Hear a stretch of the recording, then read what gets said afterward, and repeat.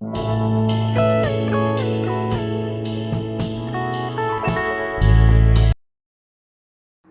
Everyone. तो आज हम अपने क्लास 9 की जो हमारी फर्स्ट चैप्टर था बेसिक बिल्डिंग ऑफ लाइफ, उसके हम मतलब एकदम लास्ट पार्ट पे आ चुके हैं। पार्ट हमारा 2 है, जो कि मतलब क्वेश्चन प्रैक्टिस का पार्ट 2 है।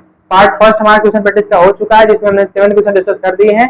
अब हम डिस्कस करने जा रहे हैं जो बच्चे 9 क्वेश्चन है, जिसमें से अगर 3 क्वेश्चन को निकाल दें, 3 क्वेश्चन जनरली तुम्हारे उस टाइप के हैं जो तुम्हारे एक्टिविटी बेस्ड है। अब बचा तुम्हारे जो 6 क्वेश्चन है, उसको आज हम डिस्कस करेंगे। बहुत ज्यादा टफ क्वेश्चन नहीं, बहुत नॉर्मल क्वेश्चन है।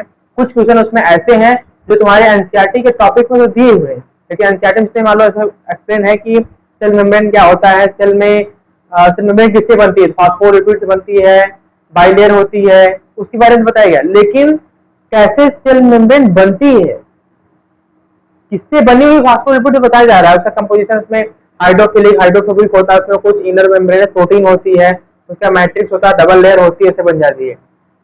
लेकिन मेनली कैसे फ्लोचार्ट क्या है जिसकी हेल्प से वो बन जाती है, कौन कौन से सेल ऑर्गन्स हेल्प करते हैं जिसकी वजह से मेन तुम्हारे सेल मेम्ब्रेन का फॉर्मेशन होता है, वो तुमसे क्वेश्चन पूछा गया एनसीईआरटी। मतलब थोड़ा सा आपके माइंड को डेवलप करने के लिए ऐसे ऐसे क्वेश्चन डाले गए हैं। शुरू करते हैं जनरली मिनट से पहले। चलिए तो स्टार्ट करते हैं।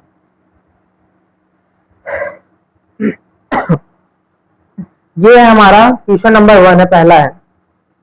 पहला क्वेश्चन नहीं, पहला नहीं, अगर हम उस सीक्वेंस देखोगे तुम्हारे बुक के सीक्वेंस हिसाब से तुमसे मैच करा ना कौन सा है ये। अभी फिलहाल में इसको स्टार्ट करते हैं। तो अगर हम देखें कि पहला क्वेश्चन तुम्हारा पूछ रहा है कि बताओ इंडिकेट द प्रेजेंस और absence of the following structure in bacterial and animal cells. देखो यहाँ पे लिखा हुआ है, यहाँ पे क्या लिखा है देखो, indicate the presence and absence of the following structure क्या है, एनिमल्स और बैक्टीरियल सेल में कंपेरिजन करना है। जिसमें देखो यहाँ पे लिखा है स्ट्रक्चर इन द सेल्स। इसमें पहला है क्रोमोसोम, दूसरा है न्यूक्लियस, तीसरा है माइटोकॉन्ड्रिया, फोर्थ है गोल्गी बॉडी और फिफ्थ है तुम्हारा क्रोमोप्लास्ट। और कमेंट में बताना कि क्रोमोप्लास्ट किसका पार्ट है। क्रोमोप्लास्ट प्लास्टिक का पार्ट होता है कि क्रोमोप्लास्ट प्लास्टिक का पार्ट नहीं होता है, इसको आप कमेंट में बताइएगा आंसर में। ठीक है, तो हम अभी इसको डिस्कस कर लेते हैं क्या है। तो अगर हम पहला देखें कि क्रोमोसोम, तो बैक्टीरिया क्या है तुम्हारा, बैक्टीरिया मैंने पहले बता दिया था तुमको, स्टार्टिंग के लेकर आप देखोगे तुम्हें पता चलेगा कि बैक्टीरिया तुम्हारा प्रोकैरियोटिक होता है और एनिमल सेल तुम्हारा कैसा होता है, यूकैरियोटिक। यूकैरियोटिक और प्रोकैरियोटिक में मैंने पहले उसमें भी मैंने बताया कि यू का मतलब क्या होता है, टू न्यूक्लियस, और प्री का मतलब होता है प्रिमिटिव। प्रिमिटिव में क्या होता है, न्यूक्लियस होगा लेकिन उसमें साइड मेम्ब्रेन बॉन्ड और मेम्ब्रेन बॉन्ड नहीं होगी।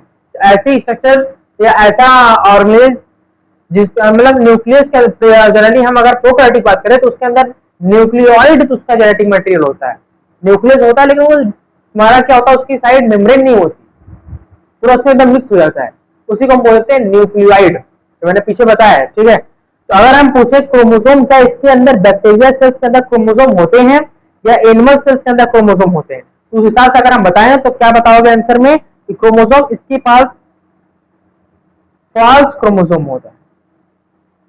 अभी क्लास 9 के हिसाब से अगर बताएं तो बस इतना बोल देंगे कि फॉल्स क्रोमोसोम होगा। मान लो मास्टर तुमसे पूछा कि फॉल्स क्रोमोसोम क्या होता है, तो फॉल्स क्रोमोसोम ऐसे बोल देना कि जनरली जो तुम्हारा क्रोमोसोम होता है, ध्यान रखो यही तुमको मान लो मास्टर तुमसे पूछ लिया, देखिए फॉल्स क्रोमोसोम जनरली लिखेगा नहीं, बोलेगा कि इतना वेल डिफाइंड क्रोमोसोम उसमें ऐसा नहीं होता, ऐसा ही लिखेगा। लेकिन जब तुम फॉल्स क्रोमोसोम लिखोगे तुमको दिखेगा कि मतलब इसको कैसे पता है कि फॉल्स क्रोमोसोम क्या होता है, ट्रू क्रोमोसोम क्या होता है, ये तो 11th का पार्ट है। तुम्हें बताना होगा कि फॉल्स क्रोमोसोम ऐसे होता है क्योंकि ट्रू क्रोमोसोम वही होते हैं जिसके अंदर सम अमाउंट ऑफ आरएनए हो, मतलब कुछ अमाउंट ऑफ आरएनए हो, histone protein, non histone protein और तुम्हारा डबल स्टैंडर्ड लिनियर डीएनए। ये किसका मैंने बताया यूकैरियोटिक। यूकैरियोटिक में ट्रू क्रोमोसोम होते हैं, उसके अंदर तुम्हारा double standard linear DNA, some amount of RNA, histone protein और नॉन हिस्टोन प्रोटीन, ये 4 देखने को मिलती है जिसके अंदर, उसको हम बोलते हैं ट्रू क्रोमोसोम। अगर हम प्रोकैरियोटिक सेल्स की बात करें तो उसमें ट्रू क्रोमोसोम नहीं होता क्योंकि उसमें हिस्टोन प्रोटीन ही नहीं होती, और हिस्टोन प्रोटीन सबसे मेन प्रोटीन है जो क्रोमेटिन से क्रोमोसोम बनाने में हेल्प करती है। न्यूक्लियोसोम का फॉर्मेशन होता है, वहां पे बाइंडिंग स्टार्ट होती है खटाखट खटाखट, और क्या होता है तुम्हारा क्रोमेटिन कंडेंस होकर क्रोमोसोम बना लेता है। तो हिस्टोन प्रोटीन इससे नहीं होता। मेनली क्या बोलेगा, फॉल्स क्रोमोसोम, क्यों, क्योंकि इसके अंदर हिस्टोन प्रोटीन नहीं होती। तो फॉल्स क्रोमोसोम तुम्हारा आंसर हो जाएगा। अगर हम एनिमल सेल की बात करें तो यहाँ पे तुम बस इतना लिख देना, ट्रू क्रोमोसोम। अब मैंने तुमको बता दिया कि ट्रू क्रोमोसोम कैसे क्रोमोसोम होते हैं जिनके अंदर double standard circular linear DNA होता है हमारे अंदर ट्रू क्रोमोसोम में, सम अमाउंट ऑफ आरएनए होता है, histone protein non histone protein हो जाती है। लेकिन अब प्रोकैरियोटिक में बात करें तो डबल स्टैंडर्ड लीनियर डीएनए और सम अमाउंट ऑफ आरएनए भी है नॉन हिस्टोन, लेकिन हिस्टोन प्रोटीन जो तुम्हारी मेन प्रोटीन है वही नहीं है, मेन जिससे इंजन काम करेगा वही नहीं है। अब डिब्बा लेके क्या करोगे, ट्रेन चलबे नहीं करेगी जब तक इंजन नहीं रहेगा खींचने वाला, तो डब्बा लेके थोड़ी काम चलता है। उसी तरह ट्रू क्रोमोसोम कैसे बनेगा, जब में तुम्हारा डिब्बा या हिस्टोन प्रोटीन सॉरी इंजन जो कि तुम्हारा हिस्टोन प्रोटीन वो होना चाहिए, तभी उसको खींच के लेके जाएगा। ठीक है, ऐसे लिंक कर लेना। अगर हम बात करें न्यूक्लियस की, तो बैक्टीरिया के अंदर वेल डिफाइंड न्यूक्लियस नहीं होता। वेल डिफाइंड न्यूक्लियस इसके अंदर क्रॉस में लगा दिया हूं, नहीं होता। इसको हम एक और नाम देते हैं, इस उसके न्यूक्लियस या उसके बैक्टीरिया कहने में यहाँ पे लिख दे रहा हूं, उसकी जेनेटिक मटेरियल को बोलते हैं न्यूक्लियोइड। क्या बोलते हैं, न्यूक्लियोइड। किसके, बैक्टीरिया को, ध्यान रखना ये इंपॉर्टेंट पार्ट का। तो अगर हम बात करते हैं फिर बताओ तो एनिमल्स के अंदर, एनिमल्स के अंदर वेल डिफाइंड न्यूक्लियस होता है, एकदम अच्छा वाला न्यूक्लियस है। माइटोकॉन्ड्रिया, माइटोकॉन्ड्रिया बैक्टीरिया के अंदर नहीं होती, इसके अंदर एब्सेंट है, लेकिन एनिमल्स के अंदर होती है। गोल्जी कॉम्प्लेक्स इसके अंदर नहीं है, एनिमल सेल्स के अंदर है। और क्रोमोप्लास्ट, क्रोमोप्लास्ट अगर हम बात करें जो कि तुम्हारा कलर प्रोवाइड करता है, क्रोमोप्लास्ट क्या प्रोवाइड करता है, तुम्हारा क्रोमोप्लास्ट तुम्हारा कलर प्रोवाइड कर देता है। कौन सा कलर प्रोवाइड करता है, मैंने इसका भी ट्रिक बताया था, रॉय, रेड, ऑरेंज और येलो। क्रोमोप्लास्ट भी इसके अंदर नहीं होता और तुम्हारा इसके अंदर भी क्रोमोप्लास्ट नहीं होता। अगर तुमको ऐसा जानवर दिख जाए जिसके अंदर कलर देखने को मिल जाए, क्रोमोप्लास्ट देखने को मिल जाए, तो तुम्हें तुरंत कॉन्टेक्ट मुझे करना है कि बताने के लिए कैसा क्रोमोप्लास्ट मिल रहा है। क्योंकि धरती पे तुमको ऐसे जानवर कमी बहुत कम मिलेंगे जिसके अंदर ऐसे क्रोमोप्लास्ट देखने को मिले कि वो अपना रंग बदलता हो, तो उसके अंदर प्लास्टिक देखने को मिल जाए, प्लास्टिक देखने को मिल जाए और वो सनलाइट की वजह से ऐसे खड़ा होकर सनलाइट को ऑब्जर्व करके अपना खाना बना रहा हो, तो उसके अंदर बार्क आ जाएगा, वो पेड़ों की तरह दिखने लगेगा आदमी, तो वो ह्यूमन नहीं कहलाएगा, तो वो ट्री प्लस ह्यूमन का कॉम्बिनेशन हो जाएगा, जनरेशन चेंज। समझ रहा है ना, हाँ उस हिसाब से ये मैंने इसको बता दिया। पहला क्वेश्चन तुम्हारा यहाँ पे कहानी खत्म हो गया इसका। अब सुनो, पहला क्वेश्चन कहानी खत्म हो चुकी है। इसके साइड में मैंने यहाँ पे एनसीईआरटी का भी लगा दिया है, सॉरी एनसीईआरटी बोल रहा हूँ, इसके साइड में मैं आंसर तुम्हें ये लगा दिया हूँ कि मतलब साइड में इसको मैंने पीपीटी में लगा दिया है। ठीक है, तो आराम से इसको तुम अपने हिसाब से देख सकते हो। ठीक है, समझ गए क्या कहानी है। ठीक है, चलते हैं क्वेश्चन नंबर सेकंड। ये सेकंड है, दो नंबर, बहुत ही छोटा क्वेश्चन, ऑप्शनल क्वेश्चन है, ऑप्शन बेस है, ऑप्शन के हिसाब से बताना, एक सिंगल ट्रिक लगाना, काम खत्म। बोल रहा है कि इन करेक्ट पेयर बता दो सेल ऑर्गेनेज की कंपैरिजन में। सेल ऑर्गेनेज कौन सी थे सेल ऑर्गेनेज, तो तुम्हारा माइटोकॉन्ड्रिया है, क्लोरोप्लास्ट है, प्लास्टिड है, सेंट्रोसोम है, राइबोसोम है, एंडोप्लाज्मिक रेटिकुलम है, ये सब है तुम्हारी क्या है, सेल ऑर्गेनेज है, जिसकी वजह से तुम्हारी सेल अच्छे से परफॉर्म या फंक्शन कर पाती। अच्छे से परफॉर्म या फंक्शन करने के लिए हमें सेल ऑर्गेनेज की रिक्वायरमेंट होती है। ठीक है, वही पूछ रहा है कि उसके फंक्शन के हिसाब से बताओ कौन सा ऑप्शन सही है कौन सा ऑप्शन गलत है। तो देख लो क्वेश्चन तुम्हारा क्या है, क्या लिखा गया यहाँ पे, देखो यहाँ पे क्या लिखा गया, देखो ये बोल रहा है कि देखो भाई साहब, identify the pair in correct matches with cell organelles के पेयर में बताओ।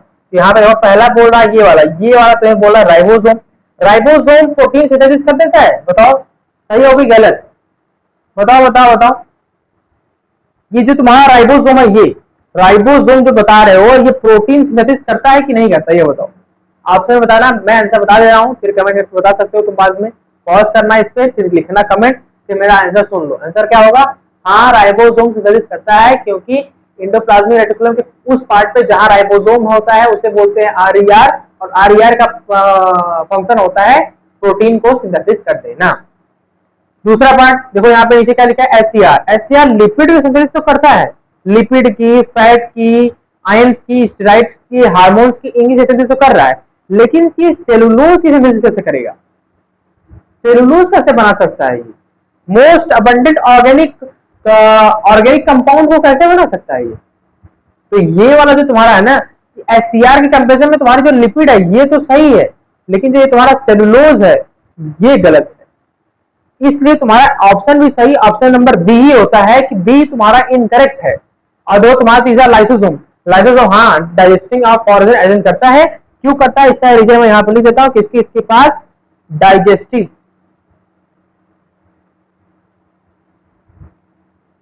एंजाइम होती है, जो कि कैसी होती है, hydrolytic in nature.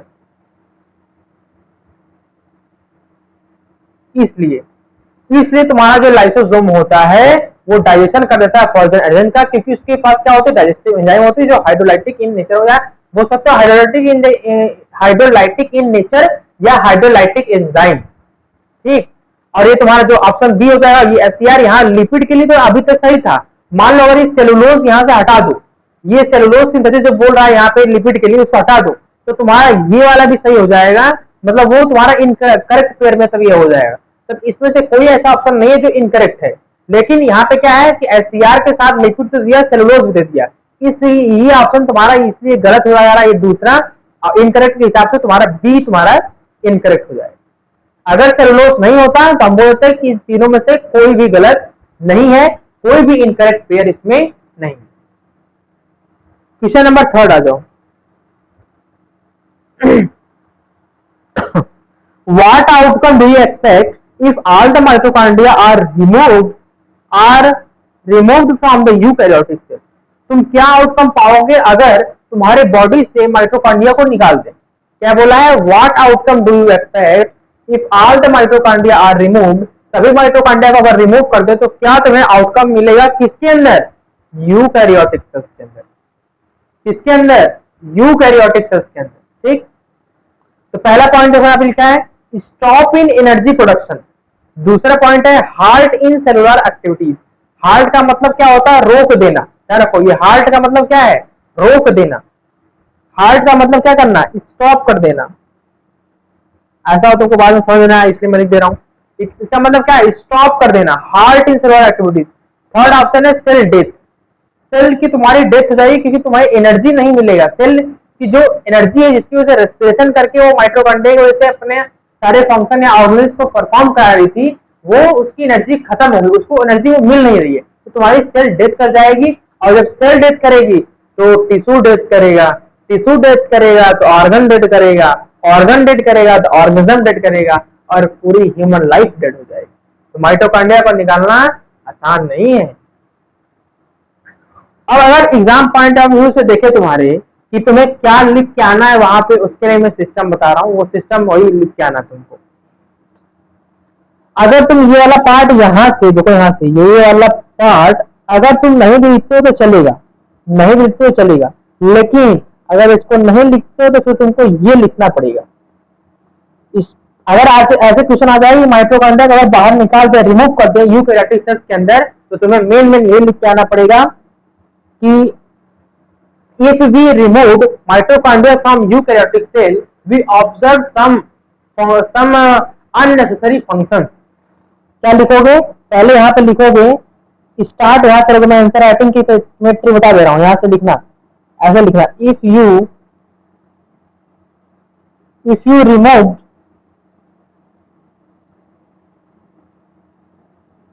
mitochondria from eukaryotic cells then you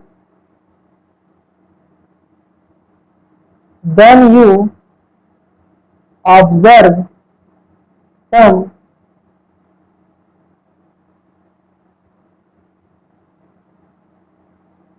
unnecessary conditions। क्या है इसका, देखो ये जो अननेसेसरी है थोड़ा सा उस टाइप का लग रहा है, यहाँ पे अनरिक्वायरमेंटल कंडीशन यार लिख सकते हो, ये बेटर रहेगा तुम्हारे।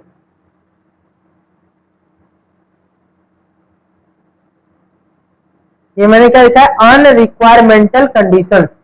कौन कौन सी कंडीशंस, अनरिक्वायरमेंटल कंडीशन। तो तुम्हें क्या लिखना है, if we removed mitochondria from the eukaryotic cells then you observe some unrequiremental conditions। जो हमें कंडीशन रिक्वायर नहीं है उस कंडीशन को हम वो ऑब्जर्व करेंगे। क्या ऑब्जर्व करेंगे? हमें रिक्वायरमेंट क्या होती है कि माइटोकॉन्ड्रिया हमारा क्या करेगा?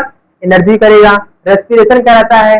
जिसकी वजह से सेल आराम से मूव करती है, सेल की डेथ नहीं होता है, ये हमारी रिक्वायरमेंट है। लेकिन माइटोकॉन्ड्रिया को अगर हम हटा दें, उसमें से उसको बाहर कर दें, तो हमें कुछ अनरिक्वायरमेंटल कंडीशंस देखनी पड़ेंगी। तो क्या लिखोगे? स्टार्टिंग में लिखोगे if you remove mitochondria from eukaryotic cell then you observe some unrequiremental condition. पहला ये ऐसे हेडिंग डाल के, ऐसे बॉक्स बंद करके फिर लिखना पॉइंट 1, ऐसे लिखना है। ये बता दिया हूं क्या लिखना है। स्टेप मैंने एक हेडिंग बता दी, अगर एक क्वेश्चन आएगा हेडिंग लिखना है, तो ऐसे बॉक्स बंद करना है। पॉइंट 1 में लिखना है स्टॉप इन एनर्जी प्रोडक्शन। पहला पॉइंट क्या डालोगे? Stop in energy production. दूसरा हाल्ट इन सेलुलर एक्टिविटीज। क्या लिखोगे? दूसरा लिखोगे हाल्ट इन सेलुलर एक्टिविटीज। तीसरा लिखोगे सेल डेथ। क्या लिखोगे? तीसरा लिखोगे सेल डेथ हो जाएगी। क्या हो जाएगी? सेल की डेथ। तो ये तीन, अगर तुम ये वाला, ये बड़ी बड़ी जो इसके आगे जैसे स्टॉप इन एनर्जी प्रोडक्शन के आगे सब ये लिखा हुआ है, अगर ये याद कर लेते हो तो ठीक है। ऐसा ही तुमको पहले हेडिंग में बताया हूँ कि इफ यू रिमूव ऐसे करके जो मैं बताया हूँ उसको लिखोगे। फिर लिखोगे पॉइंट 1 लिखोगे, पहले लिखोगे stop in energy production, point 1 हो गया। पॉइंट 7 में लिखोगे heart in cellular activities. Point 3 में लिखोगे सेल डेथ। अगर तुम याद कर ले आते हो, समझ गए हो, तो जो तुम्हारा यहाँ पे है स्टॉप इन एनर्जी प्रोडक्शन, उसके आगे जो भी तुमको याद आता है वो थोड़ा सा एक दो लाइन में लिख दो। फिर उसके बाद हार्ट इन सेलुलर एक्टिविटीज में एक दो लाइन लिख दो। अगर तुमको याद हो पाता है तब, नहीं तो वही लिख के आ जाए डायरेक्ट, यही तीनों पॉइंट आराम से 2 मार्क्स का और 2 मार्क्स मिल जाएगा। सेल डेथ अगर याद कर पाते हो तो लिख देना सेल डेथ कैसे हो। उसके आगे जो मैं लिखा हूँ उसको याद कर लेना, थोड़ा बहुत याद कर लेना, समझ जाना, समझ के हिसाब से अपने ट्रांसलेट करके लिख देना।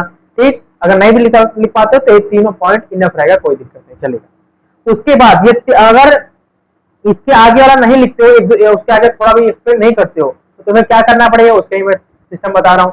क्या करना है? ये 3 पॉइंट लिखना है। क्या क्या? स्टॉप इन एनर्जी प्रोडक्शन, दूसरा लिखना है हार्ट इन सेलुलर एक्टिविटीज, तीसरा लिखना है सेल डेथ। उसके बाद लिखना है कुछ की वर्ड्स। क्या लिखना है तुमको? Keywords why mitochondria is more requirement for eukaryotic cell. ठीक, ऐसे लिखना है कि तुमको पहले वो लिखना है, उसके बाद लिखना है कि वाई माइटोकॉन्ड्रिया की क्यों रिक्वायरमेंट है। उसके ऐसे नहीं लिखोगे, ऐसे लिख देना कीवर्ड्स फॉर माइटोकॉन्ड्रिया, सबसे बढ़िया। तुम हटा दो, वही हटाओ, मैं बता रहा हूँ। पहले लिखोगे वही मैं पहले जो बता रहा हूँ कि if you remove mitochondria from eukaryotic cell you have observe some unrequiremental condition, इसको लिखोगे, ब्रैकेट बंद करना। फिर point 1 stop in energy production पहला, दूसरा हार्ट इन सेलुलर एक्टिविटीज, फिर तीसरा लिखोगे सेल डेथ। उसके बाद नीचे आओ कीवर्ड्स फॉर माइटोकॉन्ड्रिया, जैसे बोलो जैसे लिख देना इंपॉर्टेंट कीवर्ड्स फॉर माइटोकॉन्ड्रिया, बंद करना। उसके बाद ये वाला कीवर्ड्स लिख देना, powerhouse of cell, ATP synthesis molecules and energy currency of the cell. ये लिखने के बाद हल्का से ऐसे बंद करके ऐसे ऐसे करके लिख सकते हो। इधर हल्का से एक लाइन लिख सकते हो कि due to this we can't remove mitochondria from eukaryotic cell. अच्छा, इतना ही लिखना है। अगर तुमको ये वाला पार्ट इधर वाला ये सब जो ये वाला ये सब है अगर याद नहीं होता है, सिंपल सा बड़ी वाली लाइन लिखो जो बोला हूं मैं। उसके बाद पॉइंट 1 डालो, लिखो स्टॉप इन एनर्जी प्रोडक्शन, दूसरा हार्ट इन सेलुलर एक्टिविटीज, तीसरा लिखो सेल डेथ। उसके बाद नीचे आओ, लिखो कीवर्ड्स फॉर माइटोकॉन्ड्रिया। क्या लिखोगे? Keywords for mitochondria. उसके बाद ये 3 पॉइंट लिखोगे और ऐसे एरो लिख के यहाँ पे लिखोगे ड्यू टू दिस, जो मैं बोल रहा हूं सुन लो। क्या लिखोगे? Due to this we can't remove mitochondria from eukaryotic cell. बस ये डब्बा बनाना है कीवर्ड्स में, आगे लिखना है due to this we can't remove mitochondria from eukaryotic cell. Answer complete हुआ। क्वेश्चन नंबर कौन सा था ये? 3rd। आ जाओ क्वेश्चन नंबर 4। इतना ही लिखना, जितना बताओ उतना लिख देना, काम का हो जाएगा। क्वेश्चन नंबर 4 बोलता है कि सेल, हाँ ये थोड़ा सा इंपॉर्टेंट क्वेश्चन है जो कि तुम्हारे एनसीईआरटी में तो दिया गया है कि सेल मेम्ब्रेन किससे बनती है? फॉस्फोलिपिड से बनती है, बाइलेयर होती है, लिपिड के बाई मॉलिक्यूल्स होते हैं। लेकिन थोड़ा सा हट के इसलिए है क्योंकि यहाँ पे ये पूछा तुमसे कि सेल मेम्ब्रेन बन कैसे रही है। एनसीईआरटी में तो बताया फॉस्फोलिपिड है, लिपिड आयन जाते हैं, लेकिन ये थोड़ा सा लिंक करता है क्लास 11 टॉपिक को, इंडो मेम्ब्रेन सिस्टम। इसमें तुम्हारा एंडोप्लाज्मिक रेटिकुलम, गोल्जी बॉडी, ये दोनों आपस में एक साथ काम करते हैं, जिसकी वजह से तुम्हारा लिपिड और प्रोटीन बनता है। और फिर वो लिपिड प्रोटीन ट्रांसपोर्ट वेसिकल्स की हेल्प से मेम्ब्रेन के आउट के मतलब मेम्ब्रेन के साइड में जाएगा और वहां एक्सोसाइटोसिस करेगा और वहां से लिपिड को निकाल देगा, प्रोटीन को निकाल देगा। फिर वो लिपिड प्रोटीन बाहरी की बाउंड्री पे आराम से अपने हाइड्रोफिलिक और हाइड्रोफोबिक नेचर में ऐसे जाके अरेंज हो जाएंगे और अरेंज होने के बाद मेम्ब्रेन बन जाएगी, बाई लेयर मेम्ब्रेन बन जाएगी। इसी को बोलते हैं मेम्ब्रेन फॉर्मेशन। क्या बोलते हैं इसको? क्या बोलते हैं? मेम्ब्रेन फॉर्मेशन या मेम्ब्रेन बायोजेनेसिस। तो ऐसा क्वेश्चन आएगा तुमको, डिप्टो यही जो मैं लिखा हूं लिख देना है, cell organism involve in cell membrane biogenesis. Question यही पूछा है कि बताओ सेल मेम्ब्रेन ऐसा इससे बनती है, ठीक है। कौन सा ऑर्गेनिज्म जो हेल्प करते हैं सेल मेम्ब्रेन के फॉर्मेशन को? अगर तुम थोड़ा सा एक्सप्लेन करके लिखना चाहते हो तो ऐसे लिखना कि cell organism involve in biogenesis, तो पहले बायोजेनेसिस की डिफिनेशन बोल देना, ठीक है। उसके बाद बता देना कि देखो सेल ऑर्गेनिज्म जो तुम्हारे सेल मेम्ब्रेन के फॉर्मेशन में इन्वॉल्व होते हैं वो है तुम्हारे आरईआर, वो है तुम्हारा एसईआर और वो है तुम्हारा गोल्जी अपरेटस, ठीक। यही तीनों लिख के आ जाना, काम खत्म। अगर ये और थोड़ा सा ये तो तुमको लिंक कर जाएगा कि आरईआर है तो प्रोटीन बनाएगा, आरईआर के सामने लिख देना प्रोटीन सिंथेसिस, एसईआर है तो लिपिड और फैट बनाएगा, SER help in formation of lipid and protein, lipid ions, fat और स्टेरॉइड और हार्मोन्स। गोल्जी अपरेटस की बात करते हैं तो ये पैकेजिंग, प्रोसेसिंग, मॉडिफिकेशन और डिस्पैचिंग आप प्रोटीन एंड लिपिड करना थोड़ा टारगेट तुम्हारा उसका जो है cell membrane. Golgi apparatus quantity चीजों को उठाएगा, लिपिड और प्रोटीन्स को, और उसको मिक्स करेगा, मॉडिफिकेशन करेगा और लास्ट में ट्रांसपोर्टेड वेसिकल्स की हेल्प से उसको मेम्ब्रेन के साइड लेके जाएगा और बोलेगा यहाँ पे कर दो तुम एक्सोसाइटोसिस, जिससे क्या होगा जो प्रोटीन और लिपिड एक दूसरे में कंबाइन है वो फूट जाएंगे, अब फूट के निकल के मेम्ब्रेन में बन जाएंगे। मेम्ब्रेन बना दिया, खत्म। तो अगर ये क्वेश्चन आ जाता है तो तुमको बस ये लिखना है, पहला cell organism involve in cell membrane biogenesis, उसके बाद बायोजेनेसिस की डिफिनेशन लिख देना है, उसके बाद लिख देना है बस ये तीन लोगों का नाम और हल्का हल्का इसका एक्सप्लेनेशन, इस पे तुम्हारा काम हो जाएगा। अगर थोड़ा सा और डिटेल लिखना चाहते हो तो यहाँ पे आ जाओ। फिर इसके बाद अगर ये 1 या 2 या 3 मार्क्स का चलेगा तो आराम से इसको लिखोगे, तुम्हें 3 में 3 मिल जाएगा। मान लो अगर ये 5 मार्क्स में दे दिया तो क्या करोगे? तब तुम्हें ये बताना होगा कि pathway of the membrane compound. अगर 5 मार्क्स में आता है तब इसको थोड़ा सा और लंबा करना है। पाथवे में बताओगे कि पहले आरईआर बनता है, प्रोटीन और लिपिड, फिर गोल्जी के पास जाता है, फिर यहाँ पे होता है इसका सिक्रीशन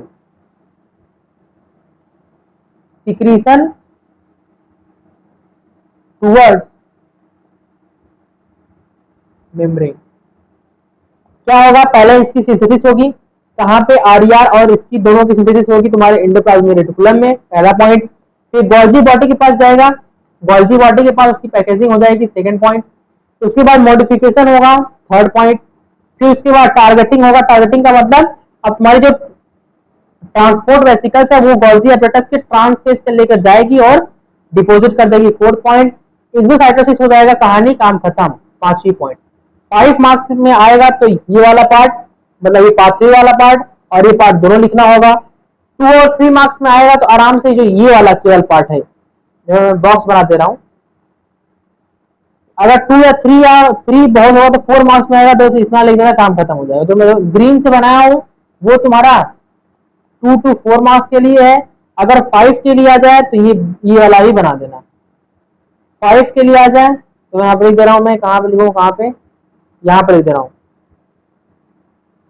यहाँ पे नहीं दिखाएगा यार, इसको मैं उधर कर दे रहा हूँ। 5 मार्क, 5 मार्क के जाए तो ये डब्बा फॉलो करना है, दोनों का कॉम्बिनेशन, दोनों प्लस कर देना। देखो मैं दोनों जोड़ दे रहा हूँ, दोनों लिख देना है। अगर 5 मार्क्स के लिए आएंगे तो तुम्हें ये वाली सीट लिख देनी है, मतलब ये वाला लिख देना है, ये भी और ऊपर वाला दोनों भी। लेकिन 2 या 4 मार्क्स में आएगा तो बस केवल ऊपर वाला यही वाला, ये जो तुम्हारा ना इन्वॉल्व, तो यहाँ पे ऐसा कलर कर रहा हूँ, देखो ये वाला, यही वाली स्लाइड तुमको लिख देनी है यहाँ तक, बस आंसर कंप्लीट तुम्हारा। ठीक है, अब हम आ जाते हैं तुम्हारे इसके दूसरे वाले क्वेश्चन पे, क्वेश्चन नंबर, अच्छा हाँ एक छूट गया, इस क्वेश्चन नंबर 4 में अगर तुम्हें कीवर्ड डालने हैं तो ये कीवर्ड डाल सकते हो। अगर तुम्हारा मान लो 2 मार्क्स का केवल 2 मार्क्स का मास्टर ने तुमको दे दिया है, तो 2 मार्क्स में बस तुम एक काम करो, कि बता देना मेम्ब्रेन बायोजेनेसिस में इन्वॉल्व सेल ऑर्गेनिजेस कौन कौन से हैं, बस यही तीनों छाप देना, बस काम खत्म। अगर ये 2 या 3 मार्क्स में आ गया, 2 या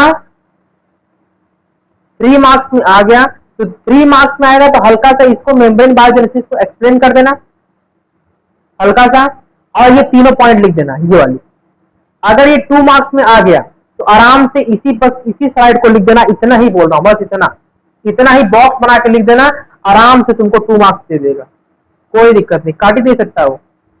2 मार्क्स खट्टा से मिल जाएगा, 1 मार्क्स होगा तो आराम से ऐसे ही चला जाएगा। तो 2 मार्क्स का लिए करना, 3 मार्क्स आएगा तो ये वाला लिख देना, इस पूरे का बॉक्स बना के ऐसे लिख देना, और प्लस थोड़ा सा ये मेम्ब्रेन बायोजेनेसिस को एक्सप्लेन कर देना, डेफिनेशन उसकी, बस। और 3 और 4 में जाएगा तो ऊपर वाली स्लाइड जो मैंने ऊपर बताया कि एक जो कौन कौन सा इन्वॉल्व होता है पूरा सिस्टम उसका, और 5 मार्क्स में आएगा तो ऊपर वाला और जो पाथवे है उन दोनों को मिला के लिख देना, खत्म। समझ गए? क्वेश्चन नंबर कौन सा था ये था हमारा क्वेश्चन नंबर 4। आ जाते हैं क्वेश्चन नंबर 5 पे। Which phenomena inhibit the formation of tumour in human body, can plant also develop tumour. मैंने बताया था तुमको कि कौन सा ऐसा फिनोमिना जो ट्यूमर को प्रिवेंट कर सकता है। ट्यूमर सेल्स ऐसी सेल्स होती हैं जो कि कैसी सेल्स होती थी तुम्हारी ट्यूमर सेल्स उन्हीं से शुरू करते हैं, कोई अलग से सेल्स नहीं होती ट्यूमर सेल्स। जिससे तुम्हारी नॉर्मल सेल्स होती है तो क्या करती है, कॉन्टैक्ट इनहिबिशन करती है। कॉन्टैक्ट इनहिबिशन करती है, नॉर्मल सेल तुम्हारी एपोप्टोसिस करती है। एपोप्टोसिस कोई और बड़ा बहुत भारी वर्ड नहीं है, इसका मतलब ये होता है कि सेल तुम्हारी एक कुछ फंक्शंस करने के बाद वो सेल डेथ हो जाती है, तो इसी को बोलते हैं एपोप्टोसिस करना। और तुम्हारा जो दूसरा है सेल कॉन्टैक्ट इनहिबिशन। जैसे मान लो मेरे अगल बगल काफी लोग खड़े हैं तो मैं बीच में से साइलेंट खड़ा रहूंगा, क्योंकि इधर नहीं हिल सकता क्योंकि अलग दूसरा आदमी खड़ा है, इधर नहीं जा सकता क्योंकि ये दूसरा आदमी खड़ा है। इसे बोलते हैं कॉन्टैक्ट इनहिबिशन करना। से नॉर्मल सेल तुम्हारी ऐसे ही कॉन्टैक्ट इनहिबिशन कर करके नॉर्मल, अगर मान लो कोई नहीं है तो आराम से मैं ऐसे खड़ा हो जाऊंगा, लेकिन कोई आ गया तो मुझे ऐसे खड़ा होना पड़ेगा, तो कॉन्टैक्ट इनहिबिशन शो कर रहा हूं मैं। लेकिन जो तुम्हारे ट्यूमर या कैंसर सेल होती है वो बोलती है अगर बगल में कोई खड़ा कोई दिक्कत नहीं, मैं ऐसे खड़ा हो जाऊंगा, बगल वाला कहीं और चला जाए उससे क्या मतलब मुझे, मैं ऐसे खड़ा हो जाऊंगा, ऐसे हो जाऊंगा, कहीं भी मूव कर लूंगा, हाथ फैला सकता हूं मैं। बगल वाला अगर घसक दे उधर जाएगा कोई दिक्कत नहीं, अगर वो डिस्टर्ब करेगा तो मैं आगे आ जाऊंगा ऐसे। तो मतलब जो कैंसर सेल होती है वो कॉन्टैक्ट इनहिबिशन शो नहीं करती, उसको रजिस्ट करती कि नहीं मुझे डिवाइड करना है, मुझे और डिवाइड करना है। क्योंकि कॉन्टैक्ट इनहिबिशन क्या होता है, नॉर्मल सेल तुम्हारी कॉन्टैक्ट इनहिबिशन होते ही मान लो डिवाइड करने जा रही थी तब तक कोई टच हो गया बगल वाली सेल तो रुक जाएगा, नहीं डिवाइड करेगा। मान लो इधर डिवाइड करने जाते हैं बगल वाली जो सेल तुम्हारी वो टच में आ गई, नहीं डिवाइड करेगा। लेकिन जो तुम्हारी कैंसर और ट्यूमर सेल्स आती हैं वो क्या करती हैं, कॉन्टैक्ट इनहिबिशन को शो नहीं करती, एपोप्टोसिस को भी नहीं शो करती। बगल में सेल रहेगा तभी भी डिवाइड करेगा, आगे डिवाइड कर लेगा, आगे उसके ऊपर चल के डिवाइड कर देगा, इधर चल के डिवाइड कर देगा, बगल में भले कोई सेल्स हो उससे कोई मतलब नहीं चलेगा। तो इसको प्रिवेंट करने के लिए अगर कोई ट्यूमर सेल्स है उसको अगर मुझे प्रिवेंट करना है कि वो नॉर्मल से तुम्हारे ट्यूमर में कन्वर्ट ना हो, ट्यूमर सेल्स या तुम्हारे कैंसर सेल्स में न कन्वर्ट हो, तो क्या करना होगा, उस सेल को तुम्हें एपोप्टोसिस करना होगा, कॉन्टैक्ट इनहिबिशन को फॉलो करना होगा। इतना समझ में आया? कॉन्टैक्ट इनहिबिशन मैंने बता दिया, देखो क्या एग्जांपल है यहाँ पे, support bye apoptosis, phenomena inhibiting tumour in humans के अंदर ट्यूमर को प्रिवेंट करना है तो क्या करना पड़ेगा, पहला है कॉन्टैक्ट इनहिबिशन सेल तुम्हारी परफॉर्म करनी चाहिए। मैंने तुमको बता दिया कॉन्टैक्ट इनहिबिशन क्या है, जब नॉर्मल सेल तुम्हारी आराम से फंक्शन करे, सेल डिवाइड करना चाहती है, अगल बगल कोई नहीं है तो आराम से डिवाइड करे, अगल बगल कोई है तो डिवाइड ना करे, इसी को बोलते हैं कॉन्टैक्ट इनहिबिशन।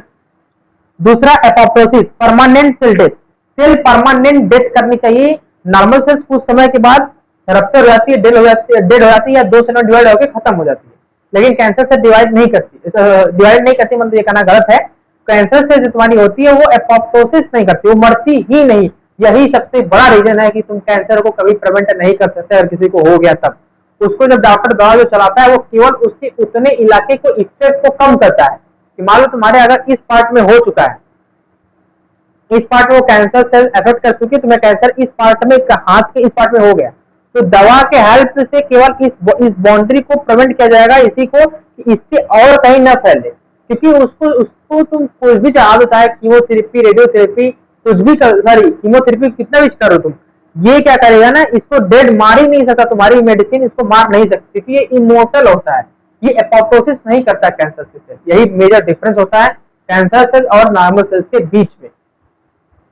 तो उसके बाद कैंसर सेल तुम्हारी ओवरलैप करती है। ओवरलैप का मतलब तुम्हें हिंदी में बताया था मैंने कि सेल ओवरलैप का मतलब नॉर्मल सेल होगी, कोई बगल में आ गया डिवाइड नहीं करेगी। मान लो डिवाइड करने जा रहे थे तो कोई आ गया रुक गया, फिर जा रही कोई आ गया, अच्छा बगल में कोई आ गया, नई सेल्स आ गए, वो भाई साहब हमारे अच्छा आ गए, चलो कोई दिक्कत नहीं डिवाइड नहीं करेंगे, कोई दिक्कत नहीं। लेकिन कैंसर से क्या कर, कैंसर से तुम्हारा बंदूक लेके चलती है, बोलती है अच्छा बगल में आ गया इसको उड़ा देगी, उड़ा के अपने इधर आराम से डिवाइड कर लेगी, ठीक है। या अगर वो डिवाइड नहीं करने का वैसे पैर फैला के उसी को सो के डिवाइड कर जाएगी, ऐसे आगे आके आगे ओवरलैप आके डिवाइड कर लेंगे, कोई कुछ नहीं कर पाएगा उसका। नॉर्मल सेल्स तुम्हारे पास देखते जाएंगी और वो ऊपर चढ़ के ऐसे डिवाइड करके चली जाएगी, उसी को बोलते हैं कैंसर सेल। इसको बोलते हैं कैंसर सेल ओवरलैप करना, ठीक।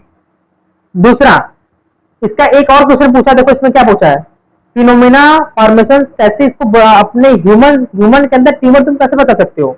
जब तुम्हारी ऐसे बता सकते हो जब तुम्हारी कैंसर सेल जो होने वाली है वो कॉन्टेक्ट इनहिबिशन शो कर दे, वो एपोप्टोसिस शो कर दे और कैंसर ओवरलैप वाली प्रॉपर्टी शो न करे।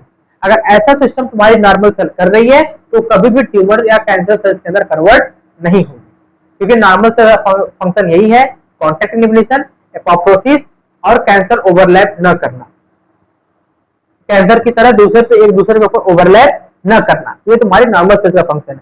अगर वो कोई ट्यूमर सेल कैंसर सेल ऐसा फंक्शन कर रही है नॉर्मल सेल की तरह, तो वो कभी भी ऐसा काम या वो कैंसर के अंदर कभी कन्वर्ट होगी ही नहीं। अगर मान लो कोई ट्यूमर सेल्स अगर कैंसर या ट्यूमर सेल्स या न्यूप्लाज्म अगर कोई तुम्हें बॉडी के अंदर दिख रहा है तो उसको तुमको प्रिवेंट करना है, तो तुम्हारी वो 3 सेल्स यही काम करें तो प्रिवेंट हो सकती है, या तुम्हारी वो ट्यूमर सेल्स के अंदर से सेल तुम्हारी नॉर्मल सेल के अंदर कन्वर्ट हो सकती है। जब तक 3 पॉइंट, जब उस कॉन्टेक्ट इनहिबिशन शो करती हो, मतलब पहले कॉन्टेक्ट इनहिबिशन शो नहीं कर रही थी लेकिन अब क्या है कॉन्टेक्ट इनहिबिशन शो कर रही है, और दूसरा एपोप्टोसिस कर रही है और सेल कैंसर सेल की तरह ओवरलैप नहीं कर रही है एक दूसरे के ऊपर, तब जाकर तुम्हारे ट्यूमर सेल्स नॉर्मल सेल्स के अंदर कन्वर्ट हो जाएगी।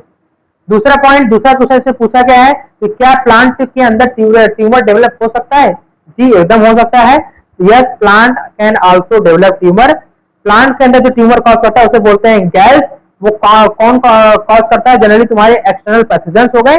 और सॉइल के अंदर एक बैक्टीरिया होता है, इसे बोलते हैं एग्रोबैक्टीरियम ट्यूनिफेसियंस। ये क्लास 12 का पार्ट है, अभी याद नहीं रखना है, बस इतना बोल देना कि हाँ प्लांट के अंदर ट्यूमर फॉर्मेशन हो सकता है क्लास 9 के बेसिस पे।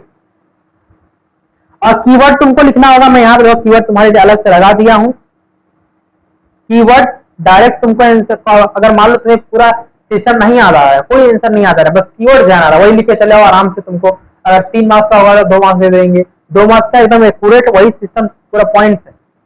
तो अगर 3 मार्क्स का होगा तो 2.5 दे देंगे तुमको। या बहुत हो सकता है मास्टर तुम्हारा घुमा यहाँ से नहीं होगा, तुम्हारे जो तुम लिखे उसको समझ जाएगा अच्छे से, तो 3 आउट ऑफ 3 भी दे सकता है, ठीक है। तो डायरेक्ट अगर कुछ नहीं आ रहा तो कीवर्ड्स नहीं तो वैसे याद करके जाना। लास्ट में आते हैं क्वेश्चन नंबर 6, सबसे लास्ट वाले पे। क्वेश्चन नंबर ये तुम्हारा ये नहीं है, ये तुम्हारा गलत से अलग से कट गया है इसमें। क्वेश्चन तुम्हारा ये है, what would happen if gamete are produce by meiotic division. Meiosis division ना होके अगर मियोटिक डिवीजन होगा तो क्या होगा। उसके मैंने लिखा है कि डबलिंग ऑफ क्रोमोसोम हो जाएगा, डबलिंग हो जाएगा। मान लो तुम्हारा जो गैमेट है वो हैप्लॉइड फॉर्मेशन होना था, दोनों मिक्स करके यहाँ पे 2n होना था। अब ऐसा कहानी नहीं होगा, कहानी ऐसा होगा ही नहीं। अब तुम्हारा सिस्टम ही पूरा चेंज हो जाएगा। देखो यहाँ पे कोई वेरिएशंस नहीं होंगे। और लॉस ऑफ स्पीसीज आइडेंटिटी भी लॉस कर सकती है, पता चला कहाँ का कहाँ कुछ और आ गया, किसी और जनरेशन का आदमी आ गया, पता भूत आ गया नया जनरेशन वाला। एबनॉर्मल और एबनॉर्मल ये भी फॉर्मेशन तुम्हारे नहीं होंगे, इसके डबलिंग क्रोमोसोम होता है। एक तुम फ्लो चार्ट समझ सकते हो, जैसे जनरली क्या होता है कि यहाँ पे मैं थोड़ा सा पेन को चेंज कर देता हूं। जैसे ये रहा तुम्हारा,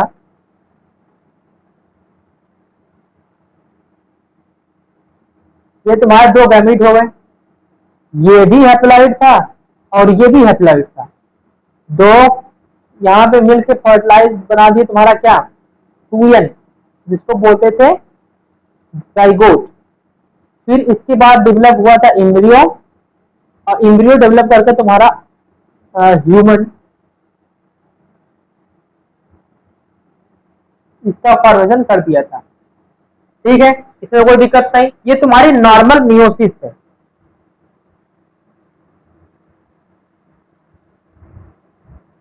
नॉर्मल मियोसिस में क्वेश्चन क्या पूछा है कि what would happen if gametes mitotic से होने लगे, मियोसिस से हो गया ना हो माइटोटिक से हो। तो देखो यहाँ पे मैंने क्या हुआ, गैमेट फॉर्मेशन मैंने तुमको मियोसिस से बता दिया जो नॉर्मल होता है। ठीक है, जो तुम्हारा नॉर्मल हो रहा था। थैंक यू वाली स्लाइड तुम्हारे बीच में आ गई है, रुक जाओ इसको थोड़ा हम चेंज कर देते हैं।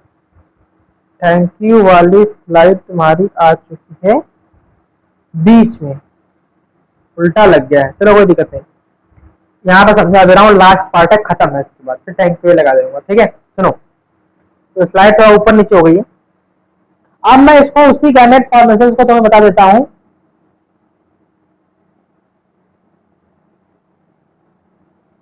बाई माइटोटिक, जैसे मान लो ये तुम्हारा मेल गैमेट था, और इधर तुम्हारा दूसरा वाला। अब होना ये था कि अब ये माइटोटिक में क्या होता है जनरली, यहाँ पे माइटोटिक का मैं समझो, माइटोटिक में क्या होगा, माइटोटिक में क्या होता है, देखो माइटोटिक में ये होगा, तुमको देखने को मिलेगा माइटोटिक में कि एक सेल अगर यहाँ पे 46 इसमें क्रोमोसोम है, तो ये सेल तुम्हारी इधर आएंगी, यहाँ पे भी 46 दे देगा और दो में डिवाइड होकर यहाँ पे, इसे बोलते हैं इक्वेशनल डिवीजन। और इक्वेशनल डिवीजन को नया नाम आता है माइटोटिक। क्या आएगा तुम्हारा, माइटोटिक आएगा। इक्वेशनल डिवीजन क्या बोलते हैं, माइटोटिक बोल देते हैं। अब यहां से तुमको होना था क्या, देखो अब तुम्हें गैमेट होना चाहिए था हैप्लॉइड दोनों, लेकिन हो तो क्या गया, अब ये दोनों डिप्लॉइड हो गए भाई साहब, क्योंकि हम एज्यूम करते हैं कि हम माइटोटिक डिवीजन कर रहे थे, तो तुम्हारा ये दोनों गैमेट तुम्हारे हैप्लॉइड हो गए। और बाद में एक यहाँ जुड़ के यहाँ पे 2n plus 2n is equal to 4n बना दिए, लो अब 4n बना दिए भाई साहब, तो यहाँ पे 4n जब बाद में डेवलप होके फिर ये इसका फॉर्मेशन नहीं करेगा, तो इसके जगह वो गोस्ट बन जाएगा, ये नहीं बनेगा तब ये बन जाएगा। पार्चुएशन होते ही वो उड़ के ऐसे घूम, मतलब ऐसे उड़ने लगेगा तुरंत, तो चाइल्ड होगा, पार्चुएशन के बाद जो चाइल्ड जो होगा ना, वो क्या करेगा, तुरंत उड़ने लगेगा बाहर। नार्मल क्या करेगा, वो पहले रोने लगता है, लेकिन अब क्या होगा, वो उड़ने लगेगा ऐसे पंख, उसके अंदर कुछ ऐसे पंख आ जाएंगे, या जानवरों जैसे उसके नेल्स हो जाएंगे, आंख एकदम भूतू जैसी हो जाएंगी। तो ये होगा जब तुम्हारे क्रोमोसोमल नंबर के एबनॉर्मलिटी की वजह से। क्या होगा, जब यहाँ पे देखो 2n मतलब क्या होगा तुम्हारा 46, और इधर भी 2n का मतलब 46, दोनों मिला के 46 4n कितना होगा, 6 6 12 92। अब देख लो, होना चाहिए था 46, हो गया तुम्हारा 92। अब तुम देख सकते हो कितना वेरिएशन हो गया, क्योंकि 46 में आप ना देखते हो नॉर्मल पेपर गाते रहता है, घूमते रहता है, नाचते रहता है, फिर ऐसे बड़ा होकर फिर एक ह्यूमन बॉडी बना लेता है, एक बड़ा सा ऑर्गेनिज्म बन जाता है। लेकिन अगर 92 हो जाएगा तो बाहर पार्चुएशन होने के बाद तुरंत आके नाचने लगेगा, नाचने लगेगा, उसके पंख आ जाएंगे बड़े बड़े, जब इतना छोटा सा रहेगा तभी भी उसके पंख आ जाएंगे, पंख आ जाएंगे, या उसके ऐसे हो सकता है कि उसके नाखून नेल्स बहुत बड़े हो जाएंगे, उसकी आंख एकदम गोश्त की जैसे हो सकती है, वो एबनॉर्मलिटी हो जाएगा। ठीक है, तो यहाँ तक कि तुम्हारा क्वेश्चन का लास्ट, इसीलिए हम बोलते हैं कि हमारा जो गैमेट फॉर्मेशन होना चाहिए वो तुम्हारा मियोसिस से होना चाहिए, माइटोसिस से नहीं होना चाहिए। समझ गए कहानी क्या था, कहानी यही था कि तुम्हारा फिर वो नॉर्मल न बन के तुम्हारा वो गोश्त बन जाएगा, और गोश्त बनते ही तुरंत उड़ने लगेगा, फिर वो नॉर्मल चाइल्ड कहलाएगा ही नहीं, गोश्त चाइल्ड कहलाएगा। जब 92 क्रोमोसोम हो जाएगा तो गोश्त चाइल्ड कहलाएगा, नॉर्मल चाइल्ड नहीं कराएगा, तो भूतों की तरह बात करेगा। ठीक है, जाइंट राक्षस बन सकता है वो नॉर्मल चाइल्ड या ह्यूमन के अंदर नहीं आएगा, ह्यूमन के एंसेस्टर में नहीं आएगा, जो हमारा नॉर्मल इवोल्यूशन होता है, तो वो जाइंट के इवोल्यूशन में आएगा जब 92 हो जाएगा। जब माइटोटिक से करोगे तो वो जाइंट इवोल्यूशन हम पढ़ेंगे उसके बारे में, कि जाइंट चाइल्ड है ये, पहले ही उड़ रहा है आके, डायनासोर बन गया, निकल डायनासोर चाइल्ड बन गया ये, नॉर्मल चाइल्ड नहीं, नॉर्मल चाइल्ड 46 क्रोमोसोम, लेकिन 92 होगा तो डायनासोर बन जाएगा। समझ गए क्या कहानी था यहाँ पे? पूरा क्वेश्चन हमारा हो चुका है, आगे लास्ट पे हम आगे कहानी खत्म हुई। ज्यादा बड़ा क्वेश्चन को रखते नहीं है, 14 मिनट तभी भी हो गया है। ठीक, तो ये हो गया हमारा आपकी क्लास 9 की जो बायोलॉजी था, जो हमारा फर्स्ट पार्ट था वो हो गया। सेकंड पार्ट मतलब लास्ट पार्ट समझो, फर्स्ट सेकंड क्या बोल रहे हैं, लास्ट पार्ट है तुम्हारा, खत्म हो चुका है।